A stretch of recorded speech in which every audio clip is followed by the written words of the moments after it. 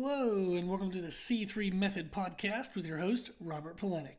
Our goal is to educate you on everything health and fitness related with a clear, concise, and customized approach. We want you to know what you need to know and how to apply it in a way that fits you best. Today's podcast number 2279, and we're going to be talking about calorie deficit management. I'm going to give you some insight into the process that I'm currently going through. I am starting a 20-week diet process with the intent to get contest level lean. I would like to get as lean as possible. So looking, 5-6% body fat, all the full, insane, uncomfortable levels of leanness. So that's the goal. I actually started dieting last year in 2024. I started the year at 277 pounds. I had always had a goal when I was 16 years old and I started lifting weights that I would look in the magazines and I would see these professional bodybuilders.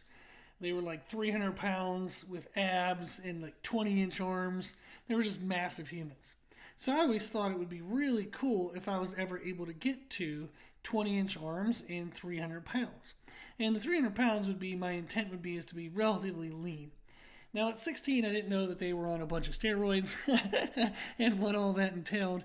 And at that time, I was 165 pounds and fatter than I am now. My body fat percentage would have been probably around 25 to 30%, even at just 165 pounds. I had no visible muscle. I had no veins. It was just, a big, tall squish. Skinny fat is basically the way I looked like. So it was a lofty goal. But it was something that I always thought would be cool. So I've been working since I was 16 at that goal of just getting bigger and leaner and hoping over time I'd be as big and as lean as I would have seen in magazines. And eventually one day in the mirror, you look in the mirror and you're like, okay, yep, I did it. So at the start of 2024, I was 277 pounds. I was feeling good. Meredith and I had prioritized ourselves better in our life. So I had more time to devote to healthier nutrition and training frequency. And I was like, maybe I'll give this a try to see if I can get to 300, but be able to do so still at a leanness level that I feel content with.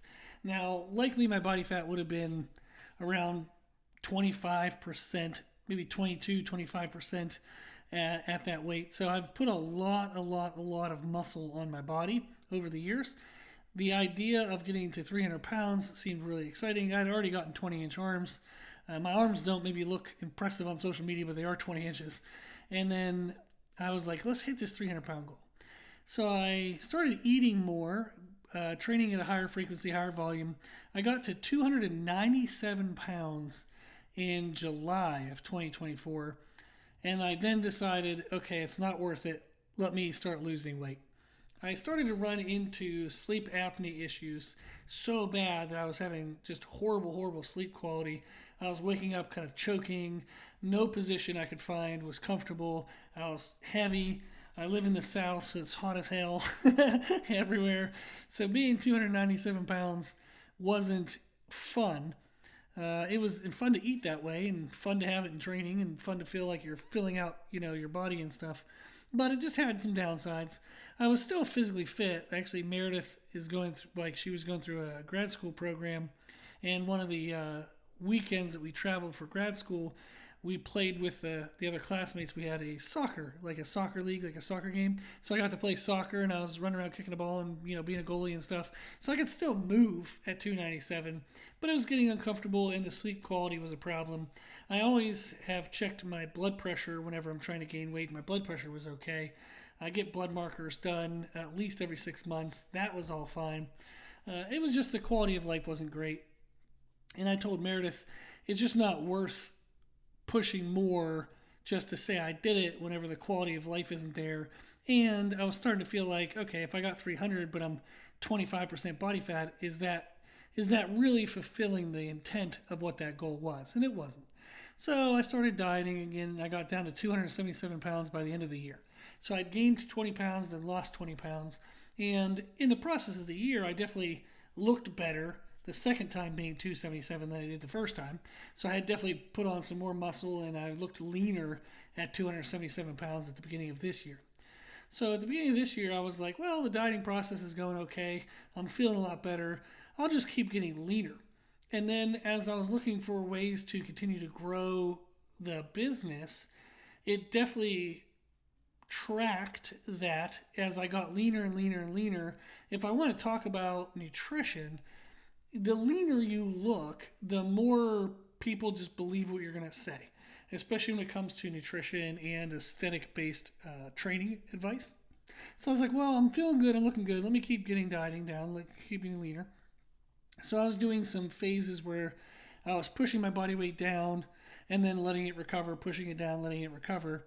And starting last weekend, I started what would be now my goal of a 20-week where I just go like a contest prep, basically, 20-week contest prep. I started at 263 pounds, and in 1 week, so Monday to Monday, I'm down 10 pounds. So I lost from 263 to 253, so 10 pounds in 1 week. Now, my estimated weight will be roughly around trying to lose 40 pounds in 20 weeks. I am estimating that based on a DEXA scan. I found out that my lean muscle mass is 210 pounds. If I were to guesstimate what I need to weigh at around, say, 6% body fat, that's going to put me around 225 or so. So then if I was starting around 265, I know I need to lose 40 pounds. That's 225. So 40 pounds in 20 weeks, I need an average of 2 pounds per week. So why in the world did I lose 10 pounds in the first week? Because I could. So I had been eating more of like a maintenance calories for 2 weeks before I started. So I had some extra glycogen storage. So when I started to control my calories and bring my deficit, like increase the calorie deficit, I was decreasing my carbohydrate intake. So I was going to lose water retention related to glycogen, stored carbohydrates. So out of those first 10 pounds, it's not like I lost 10 pounds of fat. That would be amazing. I wish I did, but I did not. I likely only lost about a pound and a half, maybe 2 pounds of fat. The rest of it would have been water weight. So what I'm doing is I'm tracking my calories per day and then calories per week and seeing the rate of weight loss change, and then I'll be making adjustments based on what's needed. My goal is to start aggressive. So that way, if something I can't control happens in life, I'm already ahead of the game while I try to mitigate whatever chaos happens. Or let's just say life is kind to me and it gives me 20 weeks of relative calmness, then maybe I'll be ahead of the game, and towards the end when I'm feeling a little more miserable, I can reduce how much of a deficit I am in. So right now, I have a document that I'm tracking my progress in, and my deficits have been as little as just 400 calories, but as high as 1,500 calories. So my first week, I tracked just 5 days because I had to start Monday through Saturday. So I tracked Monday, Tuesday, Wednesday, Thursday, Friday, and I had a 6,000 calorie deficit, and I'm rounding some numbers, but 6,000 calorie deficit across those first 5 days. That means I'm averaging, whatever the math of that is, so around 1,200 calorie deficit per day. And my goal is to have a larger deficit on non-training days, lower deficit on training days, so I can still have energy to train well. And I have a really high protein intake, a little over a gram per pound of body weight, roughly about 1.2 to 1.25, somewhere in there, grams per pound of body weight. So I'm getting around 300 grams of protein a day. And then I'm adjusting my carbohydrates and fats to match whatever the calorie deficit that I would need for that day that gets me to the weekly average that gets me the rate of weight loss that I would like per week. So I know that that's a lot that I just said.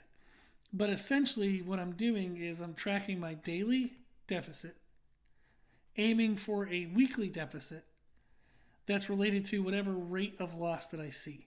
So if I see in the first, if I have a week of 6,000 calorie deficit and I see that equates to, say, 2 pounds lost, then I'll know, okay, if I want 2 pounds lost the next week, I probably should aim for a 6,000 calorie deficit again.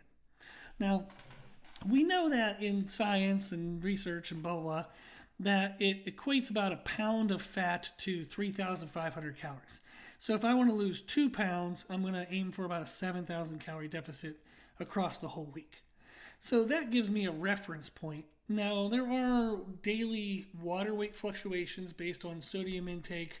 If I do have some carbohydrates, because even high protein based foods still carry some carbohydrates. Like cottage cheese, for example, is a 2-to-1 ratio of protein to carbs, whereas Greek yogurt is like my gosh, I think it's definitely bigger than a 2-to-1. I'll have to double check that. It might be a 3-to-1. So there are certain protein foods, like think about chicken, that's going to be an infinite to zero carb ratio. So there are certain protein foods that carry some carbs. Other protein foods carry minimal carbs, and other protein foods carry zero carbs. So therefore, even if you're focusing on a high protein diet, you might have more quote unquote trace carbs or paired carbs than what you might think. So it's helpful to track that. So I'm using MyFitnessPal. I'm just using the free version, and I'll enter my foods. I structure the app to show just a thirds per day. So I don't track per meal, I track per 5 to 6 hours of the day. And this is what I teach my clients to do as well. So that way you really only have to track 1 to 2 meals at a time, knowing, okay, if I want to get to, I'm just making up a number, say I want to get to 2,100 calories by the end of the day. If I get 700 calories per 1/3 of the day, then I'm on track. So in my first 6 hours of the day, if I'm only going to have one meal, I know I need to aim for about 700 calories. And that's going to keep me on track for the day. If I do that, then I can forget about that, not worry about it at all. The next 6 hours, maybe I'm busy, so I have to separate my food into 2 different meals. Maybe the first meal is 400 calories. Okay, well, I know the next meal needs to be around 300. And then once I hit that window, those 6 hours, I have my 700 calories. I can then just move on to the third window. So I'm really only tracking 1 to 2 meals at a time, or per 6 hours at a time. And I'm not having to remember at the end of the day what I had at the beginning of the day, which is really hard to remember when you have so many other things happening throughout your day. That is essentially how I am tracking the calories that I consume and how I'm managing my calorie deficit to get the rate of weight loss, which we're hoping is going to be mostly fat. Assuming I lift weights and keep a high protein intake, it's going to be mostly fat. So that way I can manipulate my calorie deficit based on the rate of loss that I would like. An example of this, of how this kind of comes into play, is Meredith and I are taking a trip this upcoming weekend to Chicago. She is graduating from her executive MBA program at Kellogg School of Management. So she's graduating with that, which is freaking huge. It's like, I think, number 3 school in the world for an MBA. She's a badass. She's amazing. So she's going to be graduating that. And what that means is we're going to be driving like for 13 hours on a Friday. We have Saturday as all the events and social stuff, and then 13 hours on a Sunday. So I know that I want to manage my calories on those days, but I'll be honest and say that if we're going to be in Chicago on Saturday, I'm not going to pass up some deep dish pizza if we get a chance to have some. So I want to err on the side of having my calorie deficits being lower at the beginning of the week, and then maintain them as much as I can during the 13-hour drive so I have decent energy and I'm not trying to struggling to stay awake at all times, but then also have enough calorie allowance on Saturday that I can have a slice of deep dish pizza if I'd like. So this is the fun, in my mind, fun with some quotations around it, of how you can manage daily individual deficits to manage a weekly deficit matching the rate of weight loss that you'd still like. So for example, if I know that my average rate for me to stay on track is 2 pounds per week, I like to weigh in on Saturdays for this goal. I weigh every day, but my 2 pounds per week, like my per week, is Saturday to Saturday to Saturday to Saturday. The reason why is competitions are on Saturdays. So I like to have it be the competition weight. So if I'm going to say I want to weigh 225 on the contest date, then I want to have it be on the contest day, which is a Saturday, not the Monday or the Thursday. I want it to be exact. It's completely unnecessary. It's just the way I like to do things. I like to make things annoying for myself, but I like it. So my weight is 2 pounds per week, measured Saturday to Saturday to Saturday. We're going to be traveling this Saturday, so I know, okay, across 2 weeks, I want to make sure I lose at least 4 pounds. So I'll manage what I do Monday, Tuesday, Wednesday, Thursday to be in a really good deficit leading into the travel on Friday, Saturday, Sunday. I'll weigh myself on Monday when we get back. I'm likely going to have a high degree of water retention due to the change of activity level. I'll be sitting in a car, for 26 hours out of 3 days. So that's going to hold a lot of water retention. If we do have some deep dish pizza or some carb-based foods, especially high sodium foods with the pizza on Saturday, again, I'm going to be coming into that Monday with a high degree of water retention. I'll then know, okay, where's my weight at on Monday?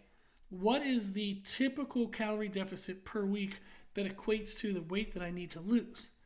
Now, I also know that if I'm coming in with glycogen, I can do high volume, high activity at the beginning of the week, burn that glycogen out, drop that water weight, and maybe by like Wednesday, Thursday, I'll have an idea of where my body weight really is at a quote unquote dry weight when my water retention has been dropped. And then I'll know how to mitigate Thursday and Friday to hit the weight that I want on Saturday. So this is a lot of layers, and I realize that this podcast may have lost a lot of people, but I wanted to kind of just present this information at the rate in which I think of it and the detail to which I think of it, because I think it can be fun to hear what can be involved and how much modulation, how much change can happen based on whatever you need to happen that day. If you're traveling, not traveling, if you want to work out that day and have a really good workout.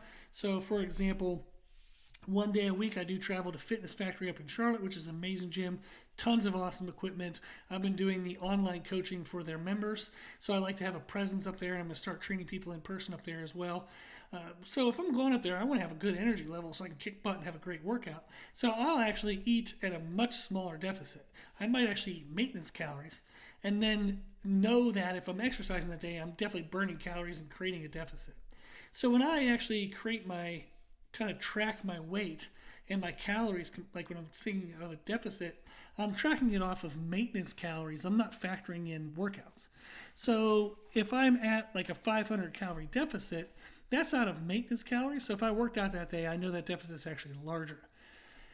The reason why I like to do it that way is I like to reduce the amount of variance of things that I need to track and how I can kind of manage my data. If I work out that day or I don't work out that day, maybe it's an aggressive day, maybe it's a less aggressive day. It's really hard to perfectly estimate how many calories you burn or don't burn. So I don't want to eat thinking it's going to be a high impact day, but all of a sudden maybe my schedule changes and I don't get to work out at all, and now I'm in a calorie surplus. And I'm like, oh crap. So I eat based off of a maintenance calories, and then if I get to work out, great. That's just additional calories being burned off. If I don't work out, no worries. I've already secured a deficit for the day. So that's the way that I like to do it. And for all my clients, I don't have them adjust their calorie intake based on activity levels. So if they're wearing, some kind of device that tells them they burn X amount of calories in a workout, it doesn't mean they can eat that many more calories. We just use that as an extra deficit to drive fat loss. If they're a performance-based client or they're trying to gain size, we still don't factor that in regards to changing our daily intake.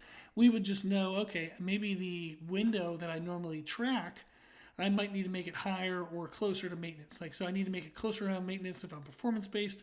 I need to make it above maintenance if I'm trying to gain size. And then if I see I'm gaining too much fat, I might pull that window down a little bit.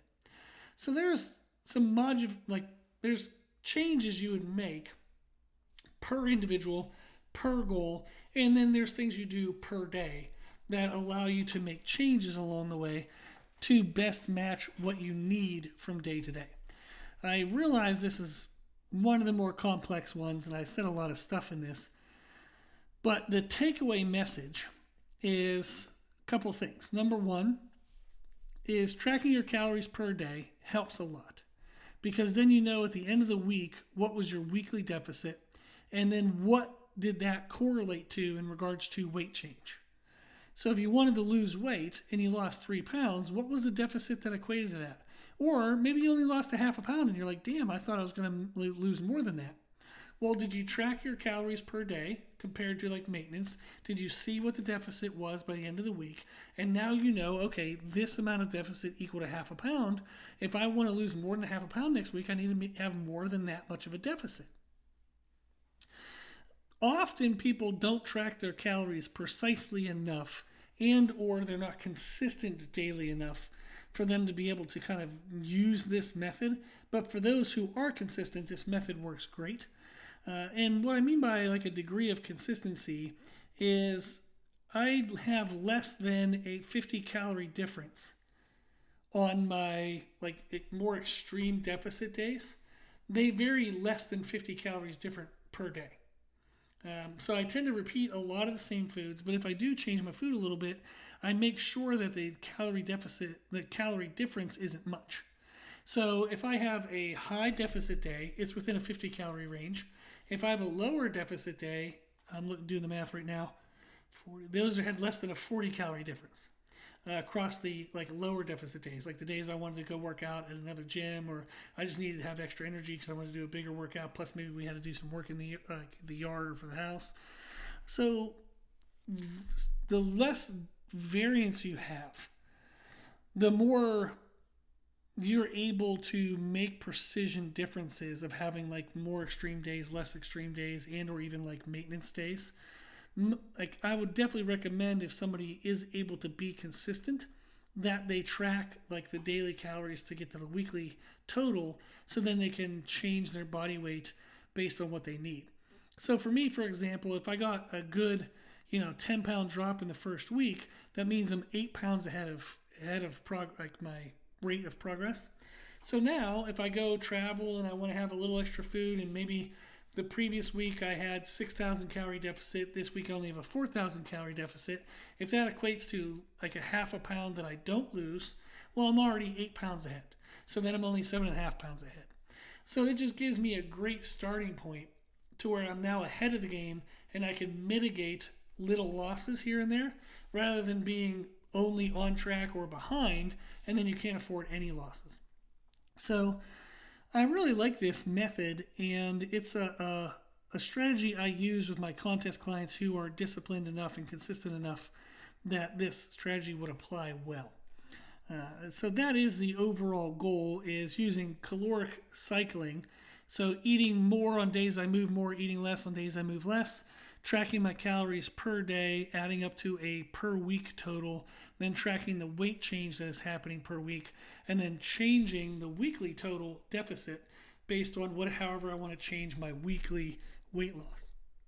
So if I want to lose more weight, then I know I need to drive a greater deficit. So I will eat even less on maybe the non-training days, or I'll pull a little bit away on the training days, assuming it doesn't impact performance. If I'm ahead of the game and I don't need to lose as much, well, then I'll eat more on training days so I can have kick-ass great workouts. So it allows me to just kind of see where am I at, and do I need to make changes? If I do need to make changes, which changes are best and on what days are they best? And then I can kind of play with that and figure out how I want to manipulate those elements so I can maximize my performance quality, which maximizes my ability to maintain muscle tissue. I can also then mitigate hunger cravings. I can kind of play around with meal timing so I can feel fuller throughout the day versus ravenous or super hungry. It really helps you have more control over the process. There's the concept of discipline is freedom. And it's very true, is the more disciplined you are, it actually creates more freedom because you now have more options. That sounds funny because if you're disciplined, it means you're doing the same thing all the time, which sounds like it eliminates options. But if you're very disciplined and you're doing things the same all the time, you know exactly what you're going to get. And then if and when you want to make changes, you know exactly what changes to make, and you have the capacity to make those changes. So the more disciplined you are, the more freedom you have, and certainly the less anxiety. Certainly the less, like anxiety comes from, a lot of time it comes from the unknown. Is we don't know if we're doing things right, so we're anxious about it, and or we aren't seeing the results we want, but we don't know why, and that is creating anxiety. So the more discipline we have, the more control we have, and the more awareness we have. And that actually helps reduce anxiety and helps ensure that you're going to get a better process. So there you go. That's a whole lot of rambling about managing calorie deficits, but this is an example of how I'm doing it and how I like to do it for myself. And when I do it for clients, I don't make them do any of this work. I do it all for them. I just tell them, like, hey, aim between this many and this many calories with this much protein, and then I make all the adjustments. So I make it easy for them. But we have education along the way, so eventually they can kind of manage it on their own. But they don't need to learn all of this stuff day one. Certainly not going to be the best approach. But I thought it'd be fun to share a little bit about how I manage my calories and the different concepts, the different elements that I pay attention to, and how you can kind of navigate unexpected things such as like a vacation or a trip or something like that. Cool. If you have any questions, which you might have a ton, that's fine. Just reach out to us. Our website is www.c3method.com. The 3 is spelled out THREE, so CTHREE method.com. Our email is c3method@gmail.com. So either way you reach out to us, there you go. So whatever your questions are, I'll help you out. If you like the podcast, please share the podcast. The more people that know about it, the more people will be helped by it. If you like the information we share in the podcast, you can find more from us on our social media channels. You can find us and follow us on Instagram and YouTube under the name C3 Method. As always, I hope this was helpful, and thank you for listening.